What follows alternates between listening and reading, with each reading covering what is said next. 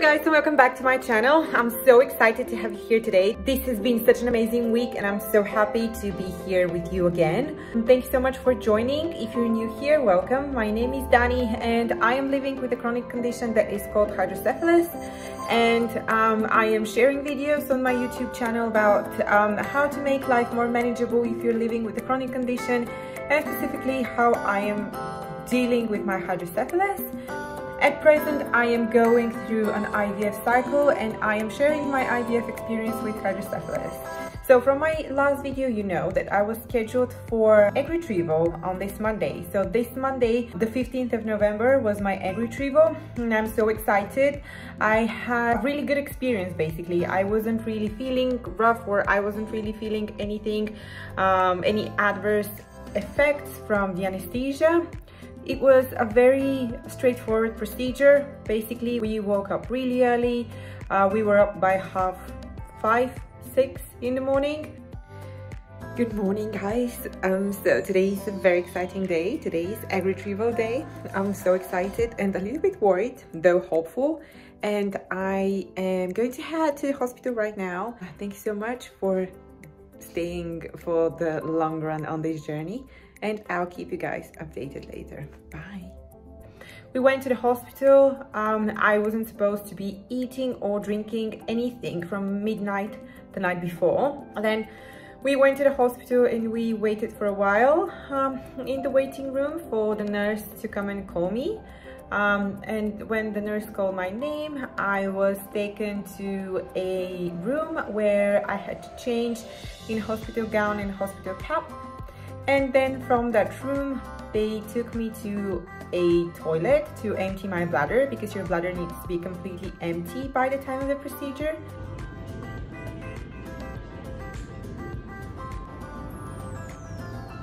And then I went into the operating room. And the operating room is basically a room with an examination chair, the same as when you're going to your OBGYN, however with operating facilities and with an operating room equipment as well. So I was put under with an anesthesia, general anesthesia, for this process. I met with the anesthesiologist the same morning. We had a brief chat and then I was administered my anesthesia. I had absolutely no memory of the procedure. The last I remember is when my doctor told me, "Tell me when you're asleep," and I thought that that was really funny. So yeah, I have absolutely no memory of the procedure. I remember first thing when my doctor and the nurses told me, "Wake up now," and they asked me to move from the bed they had transferred me from the operating room to the recovery room onto the recovery bed. And then I laid on that bed for an hour and then I got up and was ready to go home. On the same day, I was experiencing some really bad bloating. Like, I haven't been that bloated ever. It was just really tender from all of that bloating. And basically that bloating is from when your doctor goes in with a needle and pops all of your follicles. Some liquid from the follicles escapes the broken follicle and leaks into your abdomen. And that's where the fluid comes from, in your tummy. And it makes you bloated and it makes you want to pee all the time because it's pressing on your bladder. I had to eat a very high protein diet and a high sodium diet so that I can flush all of that water more quickly. I was supposed to be rehydrating with lots and lots of fluids, lots of water and electrolytes. I was drinking some coconut water as well as some multivitamin electrolyte drinks. Of course, went to have the McDonald's fries.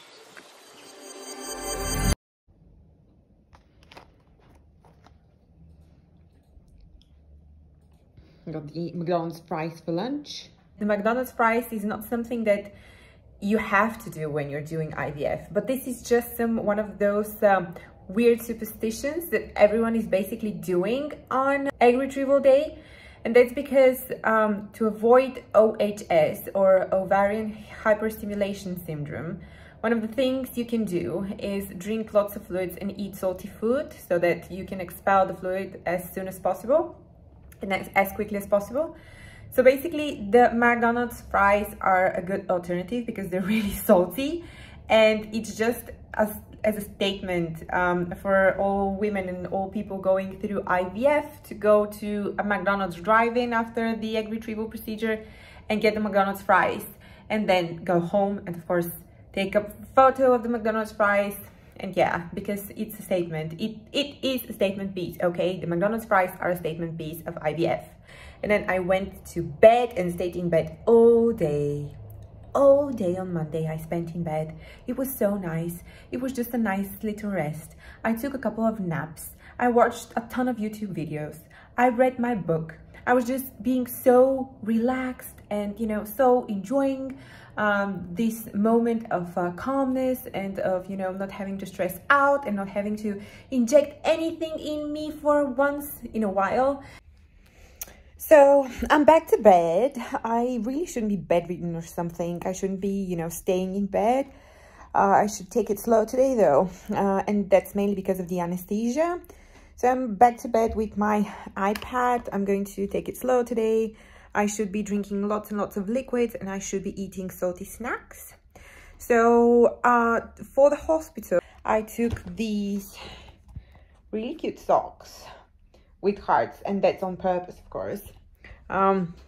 Basically, you should take some cute socks because you're allowed to leave only your socks on when you walk into the surgery room. Basically, you're not allowed to take anything there. You're not allowed to bring in your phone. You shouldn't be having any jewelry on. You shouldn't be having any fragrance, any perfume, lotion, or deodorant.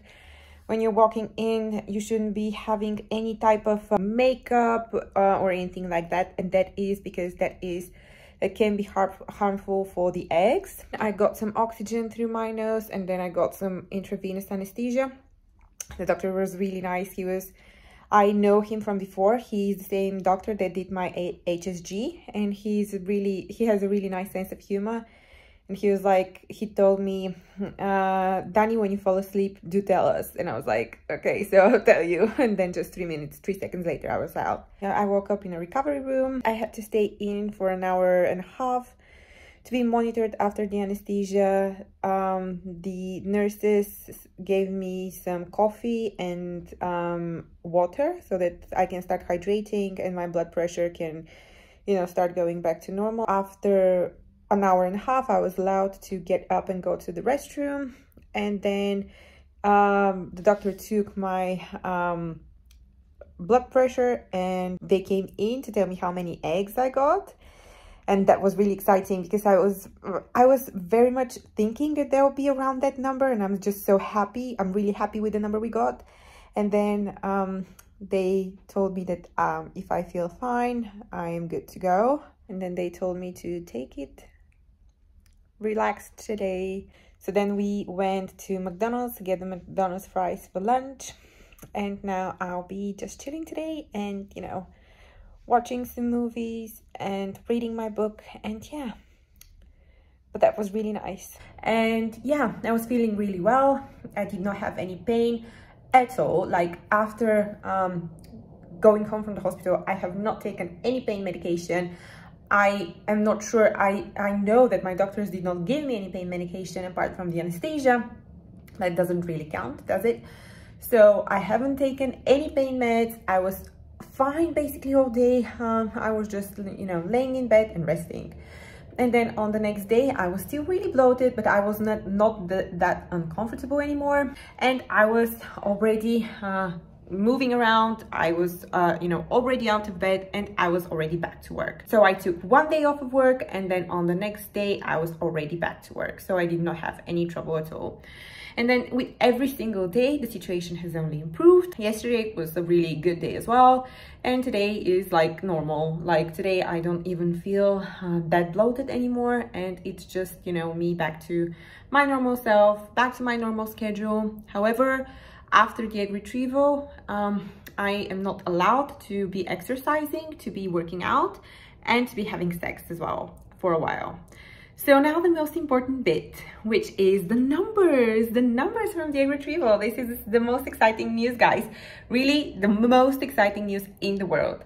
Okay, so on egg retrieval day, I had 21 follicles. So I had 21 follicles. that were going to be extracted. Out of those 21 follicles, my doctors retrieved 14 eggs, and then they split them into two groups. One group was going to be put through ICSI. And if you're new to the IVF slang, ICSI is where the doctors take exactly one sperm and exactly one egg, and they put the sperm into the egg with a really thin needle, and this is how the egg gets fertilized.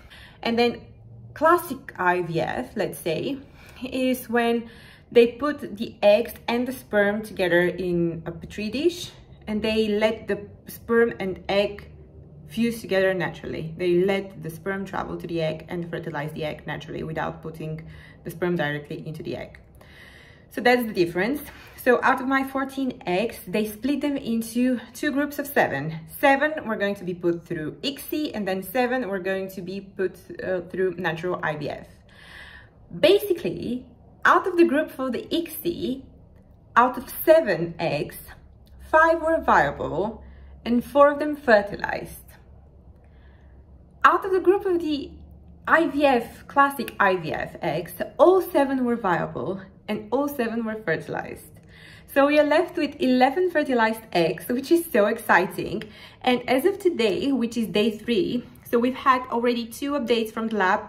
One was on day 1 because the egg retrieval day is actually day 0. It counts as day 0, and then they count day 1, 2, 3, 4, 5 from the next day from egg retrieval. So on day 1, which was the day after egg retrieval, we had a call from the lab, and they told us that, you know, we had 11 fertilized eggs. And then today, which is day 3, they said that 2 of the embryos are already so well developed that they are now in the freezer, and they're monitoring the rest, which look just fine, but they're going to monitor them until day 5 and day 6, and they're going to decide when to freeze them on day 5 or day 6. And of course, they're going to give us updates on Saturday as well, which is day 6.